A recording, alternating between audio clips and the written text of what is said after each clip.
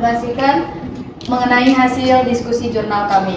Sebelumnya perkenalkan, saya Mega Yudita Putri. Saya Aryani Fauzia Rahmi. Saya Haura Danis. Saya Grace Natasha Saragi. Judul dari jurnal kami yaitu Implementasi Kurikulum Merdeka di Sekolah Dasar Kota Tangerang, Tantangan dan Kesiapan Infrastruktur. Nah, jadi dalam jurnal kami membandingkan dua sekolah dasar, yaitu satu di sekolah dasar yang swasta dan sekolah dasar yang negeri. Nah, di sini nanti dibagi jadi ada latar belakang, tujuan, jenis penelitian, teknik pengumpulan data, hasil dari pembahasan, dan conclusion-nya. Oke. Jadi pertama-tama sebelum kita mulai pembahasan dan mulai membandingkan dari dua sekolah itu, yang pertama SD Larangan itu sekolah negeri dan yang kedua itu SD Muhammadiyah. Nah, yang di sini bisa kita lihat di latar belakang, pendidikan di sekolah dasar merupakan fondasi krusial dalam membentuk karakter dan kompetensi dasar peserta didik. Menanggapi tuntutan zaman yang dinamis, pemerintah di Indonesia melakukan Kemendikbudristek menerapkan kurikulum merdeka sebagai upaya menciptakan pembelajaran yang fleksibel, tidak kaku, serta berpusat pada siswa. Namun, transisi dari kurikulum konvensional K13 menuju kurikulum merdeka di lapangan tidak selalu berjalan mulus. Tantangan real seringkali muncul pada ranah kesiapan guru dan ketersediaan infrastruktur pendukung, khususnya di tingkat sekolah dasar yang memiliki karakteristik kebutuhan belajar yang padat. Next. Oke. Nah, peralihan ke kurikulum merdeka sering memicu tantangan komprehensif bagi satuan pendidikan. Hambatan utama meliputi adaptasi kompetensi pedagogis guru yang membutuhkan kesenjangan infrastruktur teknologi antar daerah, serta penyusunan administrasi dan asesmen baru seperti proyek penguatan profil pelajar Pancasila atau P5. Adapun kendala teknis seperti adanya kesenjangan akses digital, ketiadaan sarana P5, minimnya buku dan bahan ajar. Lalu kendala teknisi seperti kesiapan dan kapasitas guru, beban administrasi dan jam mengajar, dan transisi budaya belajar proyek penguatan profil Pancasila atau kurikulum merdeka ini apa sih sebenarnya? Jadi kurikulum merdeka ini adalah kurikulum pembelajaran intrakurikuler yang beragam, di mana konten dirancang lebih optimal agar peserta didik memiliki waktu cukup untuk mendalami konsep dan menguatkan kompetensi. Kurikulum ini berfokus pada materi esensial pengembangan karakter atau P5 dan fleksibilitas bagi guru dalam menyesuaikan metode pengajaran. Kurikulum merdeka dengan kurikulum sebelumnya, yaitu K13, memiliki perbedaan. Perbedaan utama terletak pada fleksibilitas dan fokusnya. Kurikulum merdeka bersifat lebih fleksibel, berfokus pada pengembangan karakter, serta memadukan pembelajaran intrakurikuler dan proyek penguatan profil pelajar Pancasila P5. Selanjutnya di sini ada tujuan penelitian kita, ada 3. Yang pertama, mengidentifikasikan dan memetakan tantangan real yang dihadapi oleh guru sekolah dasar di Kota Tangerang dalam kurikulum merdeka, baik dari segi pemahaman filosofis, pedagogis maupun adaptif perangkat administrasi baru. Terus goals yang kedua yaitu menganalisis tingkat kesiapan infrastruktur dan fasilitas pendukung di sekolah dasar Kota Tangerang serta pengaruhnya terhadap kelancaran proses pembelajaran di kelas.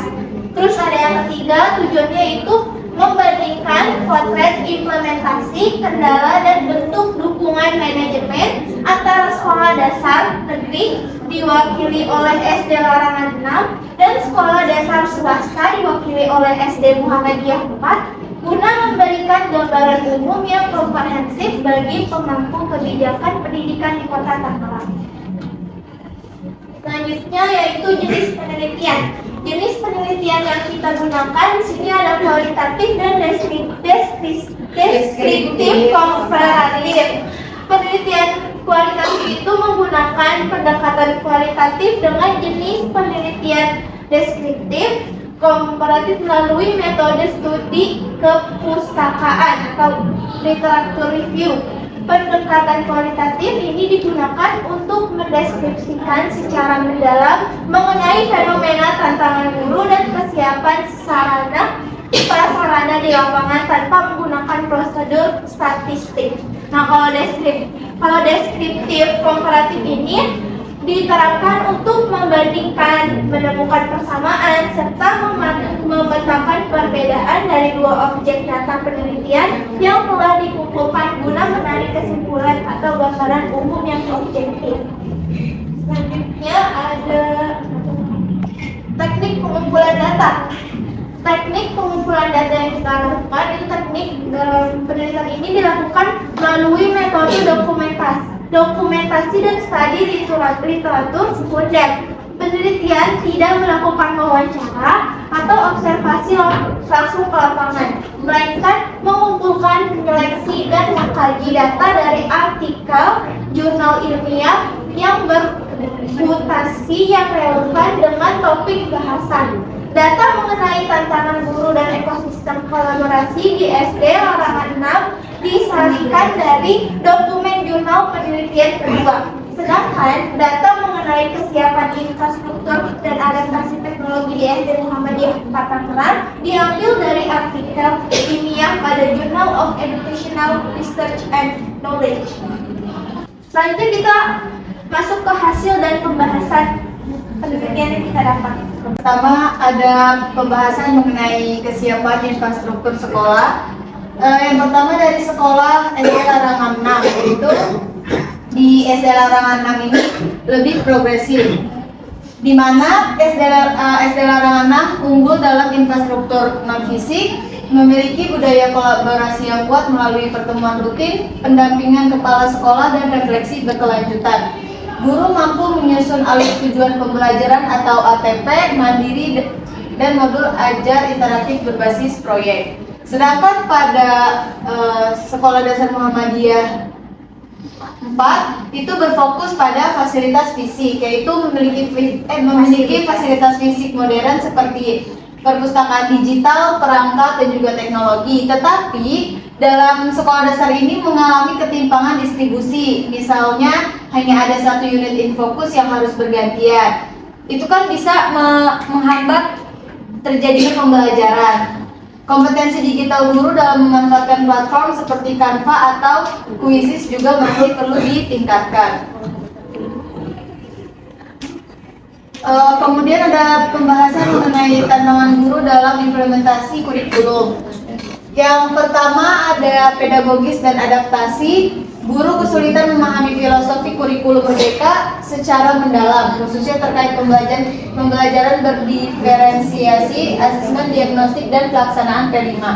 Yang kedua ada pelatihan dan teknologi. Minimnya pelatihan berkelanjutan membuat guru harus belajar mandiri di luar jam mengajar demi menguasai teknologi dan metode pembelajaran inovatif. Terus yang ketiga ada waktu dan administrasi. Guru terbebani oleh manajemen waktu untuk menyusun perangkat ajar, memetakan capaian siswa secara individu, serta mengoperasikan sistem pelaporan hasil belajar atau rapor berbasis aplikasi dengan format penilaian deskriptif. Kemudian ada dampak terhadap siswa. Yang pertama, apa yang akan terjadi jika si infrastruktur ini minim? Kekurangan alat bantu dan lingkungan belajar yang tidak memadai menurunkan fokus, motivasi, serta partisipasi siswa. Terus yang kedua, infrastruktur memadai dan juga keterlibatan orang tua itu menciptakan lingkungan belajar yang kondusif, meningkatkan antusiasme dan membuat siswa lebih semangat dalam mengajar. Karena kalau misalkan infrastruktur minim itu kan berarti si alat-alat kayak misalkan siswa mau melakukan kegiatan di luar sekolah yang membutuhkan alat. Terus misalkan di dalam sekolah itu si alat ini kurang memadai. Berarti kan si siswa akan kayak males, orang alatnya aja nggak ada gitu. Nah kalau misalkan infrastruktur yang memadai, jadi dia kayak semangat karena ya bisa Merasa maksudnya bisa langsung sama alatnya gitu ketemu. Baik, selanjutnya di sini ada analisis perbandingan kedua sekolah. Yang pertama itu ada aspek perbandingan.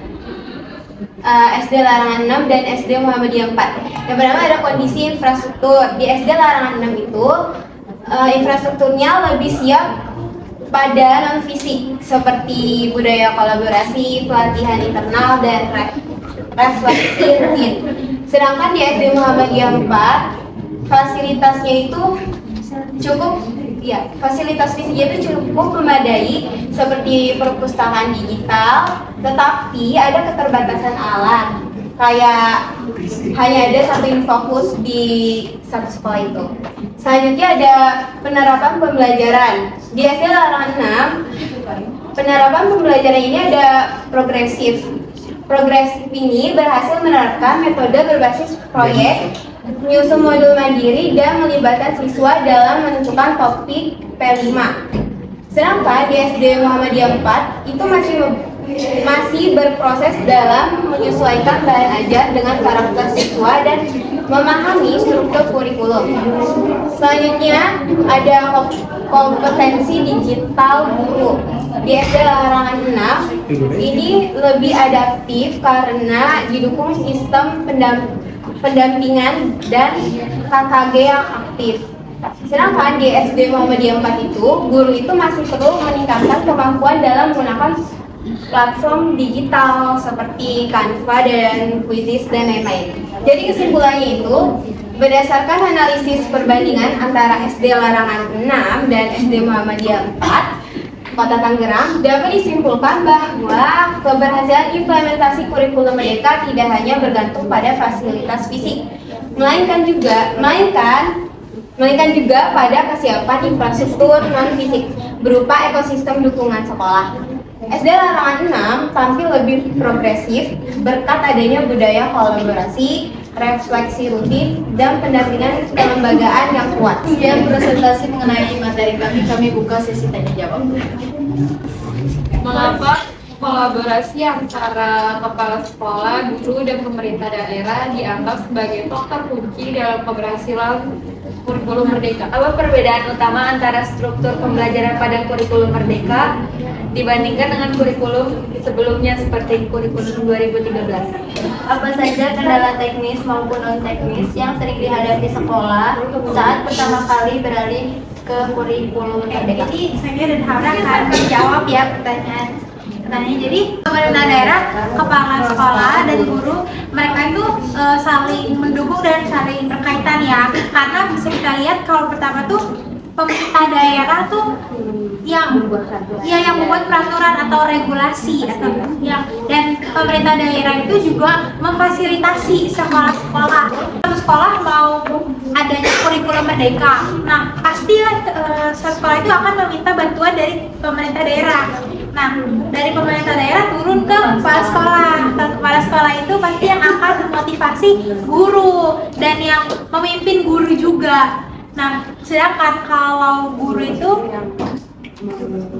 yang menggerakkan siswanya, dan di sini tuh guru yang berperan sangat penting dan krusial karena tergantung gurunya. Kalau gurunya bisa nggak menerapkan kurikulum Merdeka dalam pembelajaran tuh yang baik gitu. Karena kan kita bisa lihat siswanya cocok atau baik atau tidak atau enggaknya itu pasti karena gurunya. Jadi itu. Mau jawab yang Ainul tadi, pertanyaannya itu perbandingan Kurmer sama K13 ya? Iya. Tadi sebenarnya kalau Ainul memperhatikan sebenarnya di PPT ada. Dia ini nggak Perhatiin kita ya. Jadi perbedaan mengenai Kurmer dan K13 itu, kalau misalkan dalam pembelajaran kurikulum Merdeka itu, dia bisa dilihat di sini. Kalau kurikulum Merdeka itu fleksibilitas dan fokusnya lebih ke pengembangan karakter. Makanya kenapa di kurikulum Merdeka itu terdapat pembelajaran yang namanya P5. Karena ya. Terus kalau misalkan di K13 itu pembelajarannya lebih monoton daripada si Kurmer ini ya.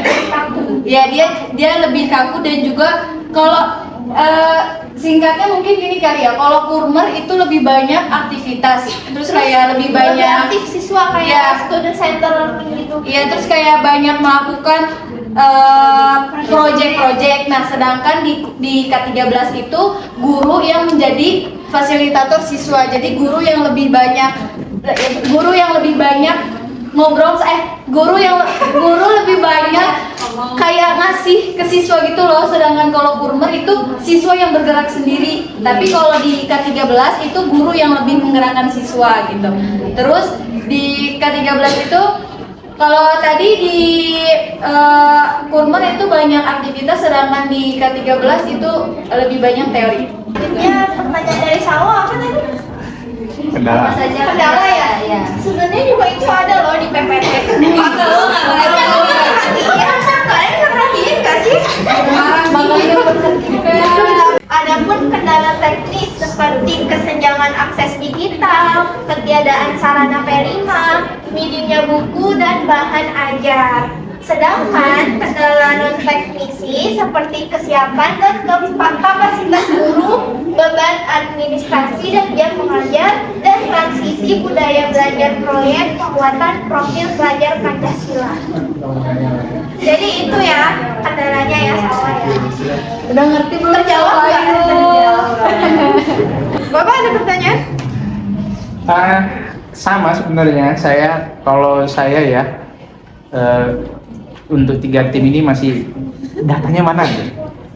Kalian sudah bicara kendala, tantangan, hambatan gitu ya antara SD negeri sama SD Muhammadiyah 4. Sebenarnya kalau mau membandingkan apple to apple, kalau negeri bandingkan sama negeri sebenarnya ya. Tapi nggak apa-apa, antara negeri swasta juga boleh. Kalau dia misalnya bonafitnya sama.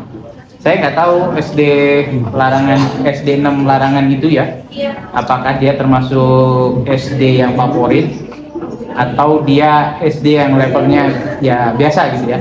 Bukan biasanya kan gini, ketika SD favorit itu biasanya jumlah siswanya banyak. Terus fasilitasnya lebih banyak, gurunya juga lebih banyak. Apakah di SD 6 itu kondisinya bagaimana kan? Saya nggak tahu karena kalian tidak menyajikan dalam profilnya. Terus SD Muhammadiyah 4 juga ya karena nggak ada datanya, jadi kita susah membandingkan sebenarnya. Saya pengen melihat ini dulu loh, jurnalnya ya. Saya coba pengen. Ada nggak datanya? Ini bukan. Kan datanya data yang dari progres sekolah. Belum ada juga ya? Ya kita belum masuk. Oke, kalau belum ada nggak apa-apa, nanti dimasukin kita perbaiki ya. Closing. Jadi cukup sekian dari kelompok kami. Kurang lebihnya mohon maaf. Wassalamualaikum warahmatullahi wabarakatuh. Waalaikumsalam.